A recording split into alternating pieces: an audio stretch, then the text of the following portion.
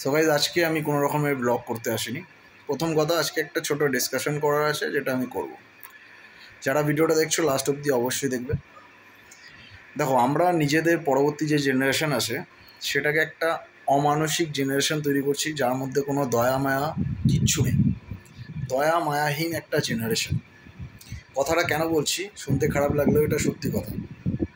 আর এই সমস্ত বাবা মাদের জন্যেই বলছি, যারা তাদের সন্তানদেরকে যখন বাড়ি থেকে বের করে তাদেরকে এটা শিক্ষা দেয় যে ওখানে একটা কুকুর আছে বা বিড়াল আছে, ওই রাস্তা দিয়ে গেলে দেখতে পাবে, তো হাতে একটা লাঠি বা ইট নিয়ে বেরোবে। তো আমরা কখনো এই জিনিসটা তাদের শেখাই না যে ভাই, বাড়ি থেকে যখন বেরোচ্ছ তোমরা হাতে একটা বিস্কিট নিয়ে যাও, যাতে রাস্তায় কোনো কুকুর বিড়াল দেখলে তাদের খাওয়াবে। এর ফলে কি হবে, যে একটা কথা আছে জানো তো, মানুষ যখন মানুষেরই খায় নিজের স্বার্থে, তারই ক্ষতি করবে। কিন্তু প্রত্যেকটা জীবজন্তুর মধ্যে এই একটা জিনিস কমন, যে যখন তারা কারোর হাতে খাবে তারা তার কোনো দিন ক্ষতি করবে না।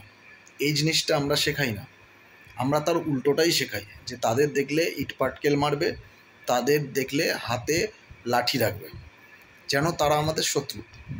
আর আমাদের ছেলে মেয়ে এই জিনিসটাই মাথায় রেখে দেয় যে এরা আমাদের শত্রু।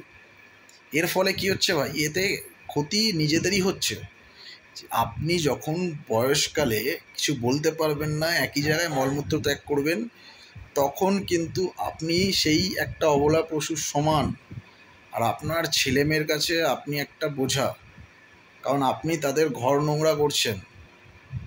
সে চাইবে যে আপনাকে তার থেকে দূরে রাখতে, তার ঘর থেকে বের করে দিতে, যাতে তার ঘরটা পরিষ্কার থাকে। এই জিনিসটা ভাবুন একবার।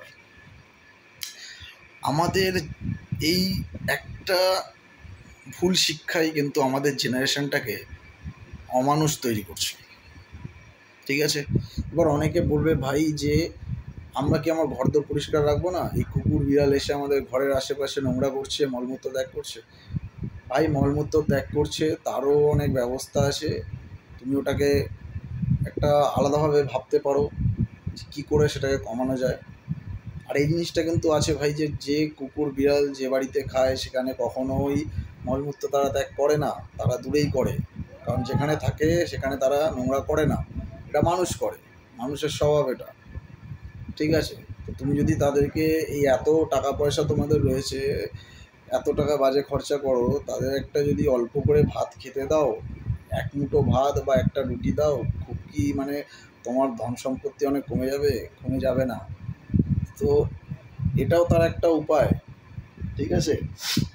আর কিছু মানুষ এরকমও আছে ভাই, যে মানে খেতে দেওয়ার ক্ষমতা নেই, নিজেরা খেতে দেয় না, নিজেরা খেতেও পায় না, কিন্তু তারাই আবার এদেরকে বিষ খাইয়ে মেরে দিচ্ছে, গরম জল গায়ে দিচ্ছে, ইট পাটকেল ছুটছে, তাদের ছেলে মেয়েদের শেখাচ্ছে। আরে কিচ্ছু হবে না এতে, তোমাদের নিজেরই ক্ষতি। তোমার ছেলে মেয়ে এটাই শিখছে যে একটা অবলা প্রাণীর উপরে কি করে অত্যাচার করতে হয়। আর তুমি যখন অবলা প্রাণী হবে, যখন তোমার বয়স হবে, তোমার সাথেও সেম জিনিসটাই হবে, কারণ কর্মা কাউকে ছাড়ে না ভাই, কর্মা ঘুরে আসবেই, ঠিক আছে?